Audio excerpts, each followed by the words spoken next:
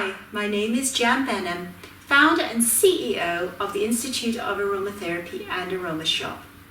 Today's topic is the use of essential oils in makeup, and if one can add essential oils, and if so, why would you and how can you, and also safety amounts that we use. Now, a while back, a few years ago, I did write a small ebook on aromatherapeutic essentials in makeup. And the reason why I did this was because I was seeing a lot of people adding essential oils to their makeup. And of course, this is people who are making cosmetics. And when you buy a product, so for example, I've never bought, for the past 30 years, I don't buy makeup that I don't make myself, or unless I know for sure that it is 100% natural and doesn't have perfume in it. So I get a lot of samples sent to me, so I'm just going to put these two out as examples. For the past 40 years, I have made my own cleansers, toners, moisturizers, and I haven't used any store-bought cosmetics. So that's just a by the by. And the reason for this is, if you buy any foundation, you can open it up and you'll see, and it's too bad because sometimes the formulations are wonderful and sometimes they're not, but as soon as you smell it, you can smell the perfume that's been added. And perfume, as I explained in past videos that I've made, is an endocrine disruptor and causes a lot of problems in women, in health-wise, and it's constant. You're getting bombarded with this, not just from what you apply to your skin, but through scented candles, through fabric softeners, and what you wash your clothes in. So everything is laced with perfume. And if you want to be healthy, yes, we can look at nutrition-wise, we can look at taking things that doesn't have any bad products in, or chemicals in, but often we forget about what we're actually putting on the skin. And there's a lot of people talking about how to get rid of metals in the body, how to get rid of this, and you can follow them, of course, but you also have to look at the other angle as well, which is partly the reason why I talk about this. So people do like scents, they like the perfume on their body. But you can do this naturally using essential oils. Now again, be aware that the essential oils that you buy should be from a trusted source, because we don't know what's being added. The essential oils can be adulterated as well. So for example, if you buy an essential oil that has been made for the perfume trade, now let's take lavender. So say a perfume maker is adding lavender essential oil to his perfume, and he's mixing it with hundreds of other types of chemicals. In order to keep that perfume exactly the same scent, they have to make sure that the chemicals that are in the essential oil are exactly the same as the year before and the year before that. So what they do when they get the lavender is they test it, and they check to see, through the gas chromatography chart, they can check to see exactly what chemicals are naturally occurring in that essential oil.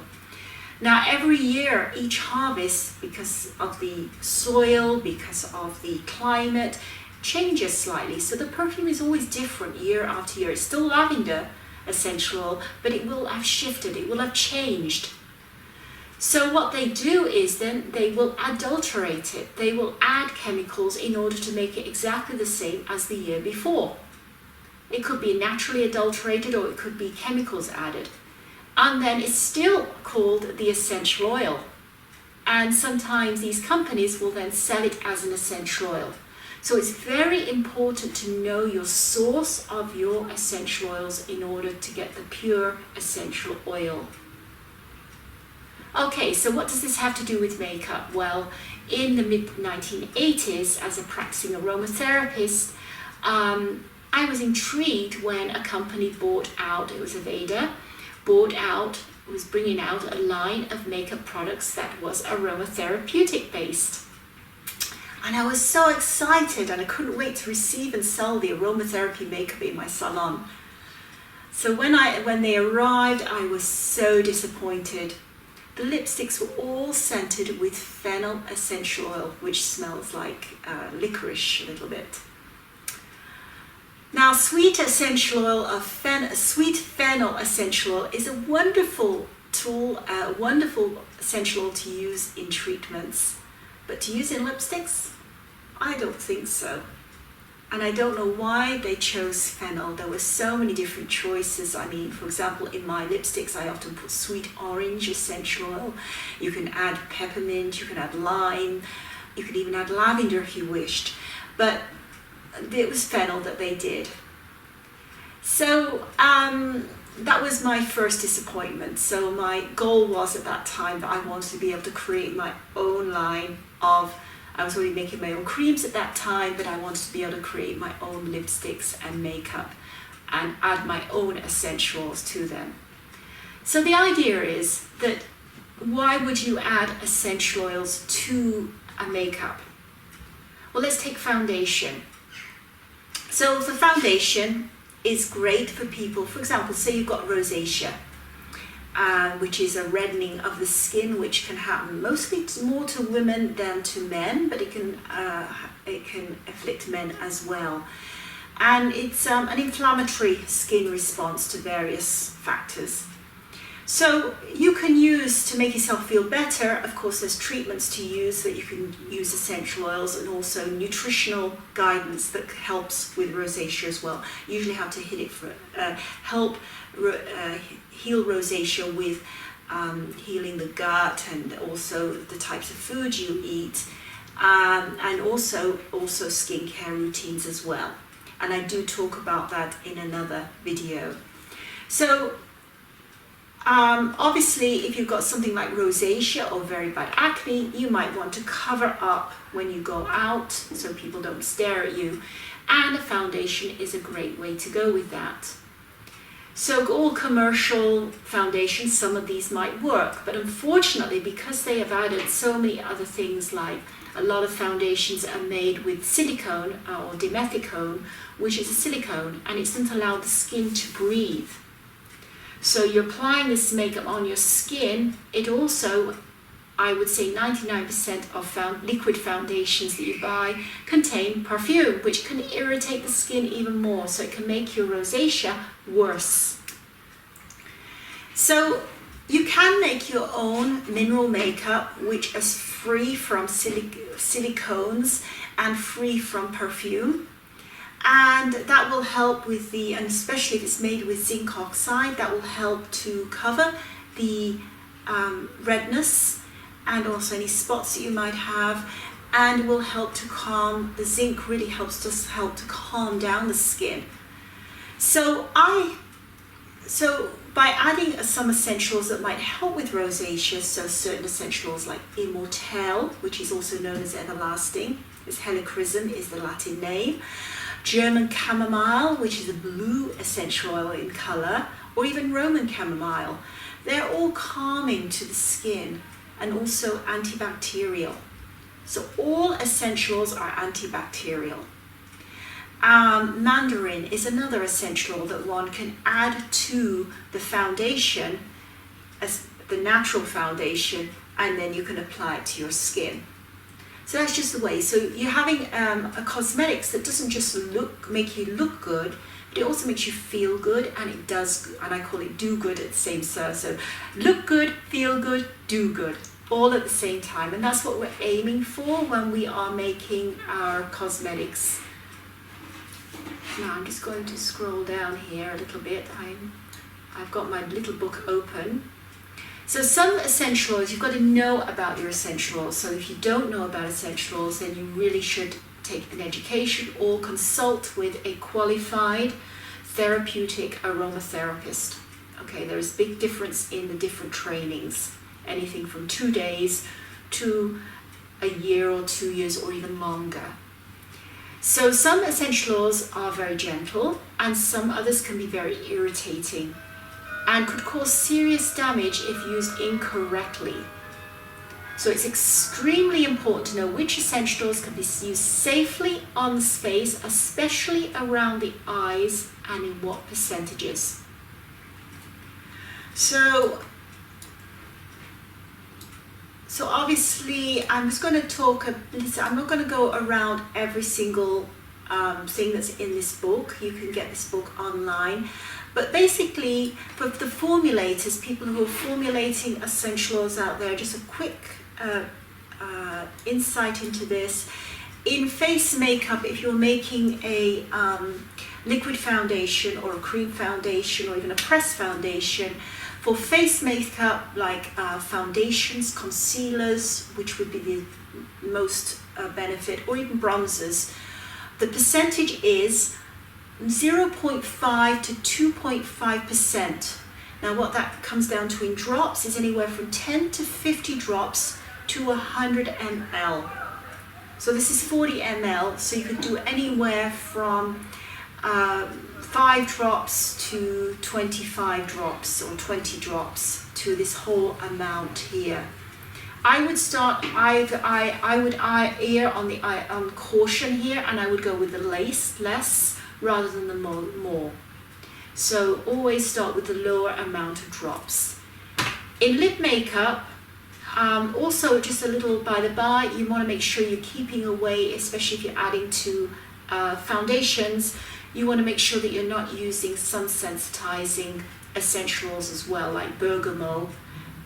Is very, if you put that on your face before you go in the sun, it could cause your skin to burn. So we don't want to be adding those essential oils. In lip makeup, this would be lip gloss, lipstick, or lip pencils, or even lip balms. You're looking at 0.5 to 2.5% again.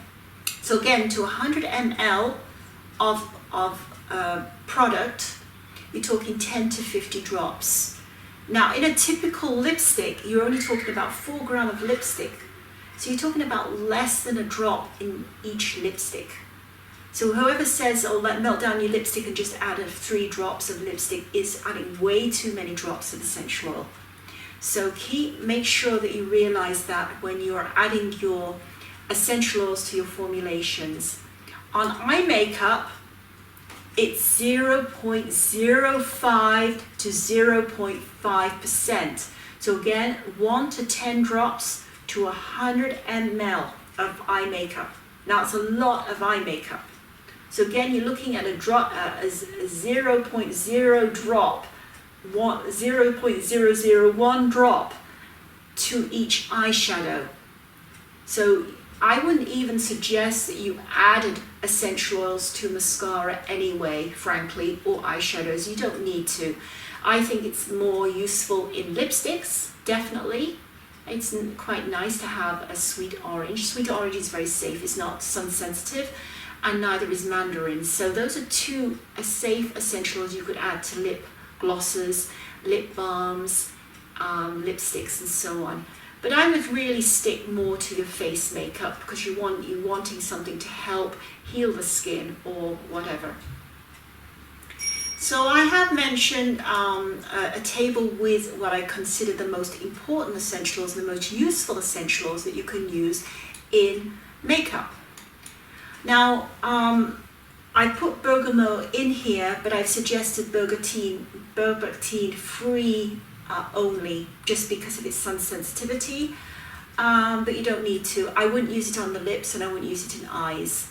Then we have carrot seed essential oil, and that is superb anti-aging. So if you've got somebody if you want to make an anti-aging or or age-defying foundation, then you could add some carrot seed to your foundation, and so you can get double whammy of help there.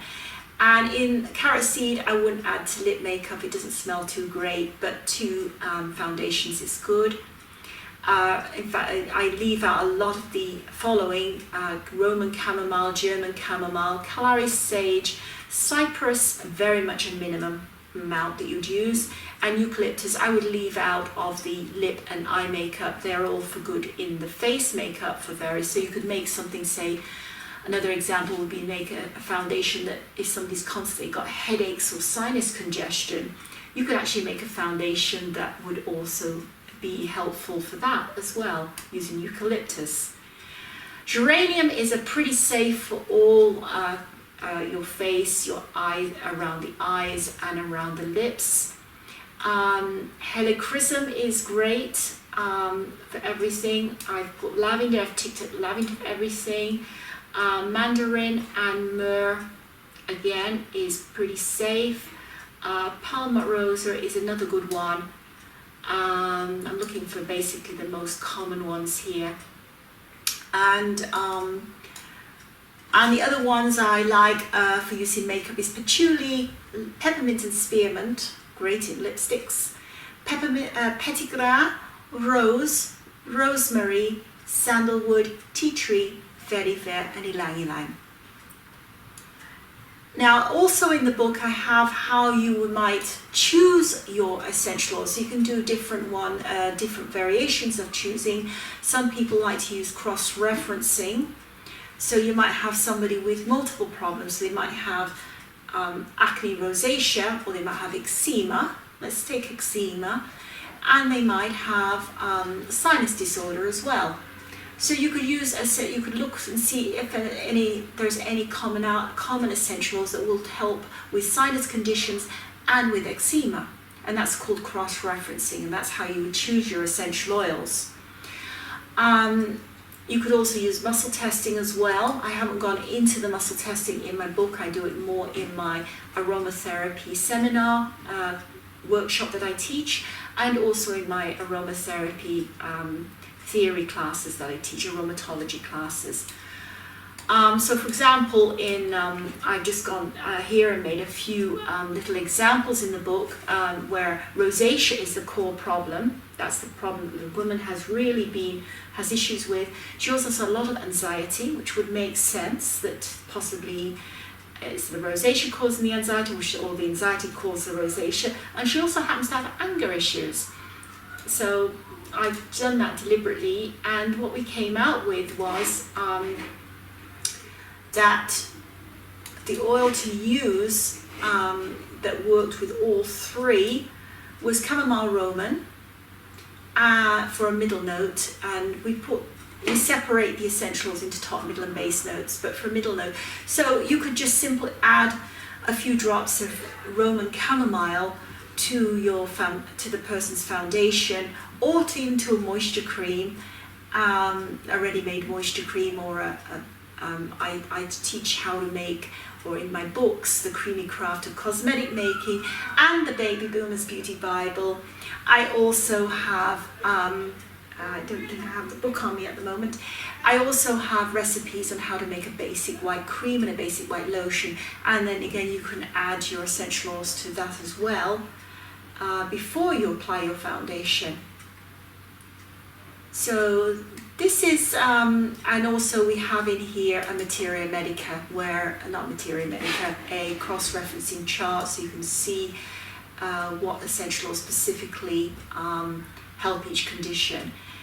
And I also have different formulas that people could add to their makeup, or to their a base cream, such as, for example, a Feel Good blend with clary sage, lemon and ylang ylang, or an age-defying and skin-firming cream with clary sage, cypress and frankincense, and so on. So that's just a little bit about the adding essentials to makeup, or using a makeup that has essentials added. Make sure that the makeup you are buying, if you are buying an essential makeup, the person knows what they're doing, and they're not adding too many essentials or too much essential to that makeup. And make sure that they know what they're doing, basically. And you could just check yourself. You could always contact me and find out if any essentials are. It's only just starting this product, and we're going to see more makeup with essentials added rather than perfume in the future, as people are becoming more aware of not to use perfumed products. So that's just my little thought for today. It's a long thought, but I do hope you found it useful. and I'm free to answer any questions. So have a great day wherever you are, and bye for now.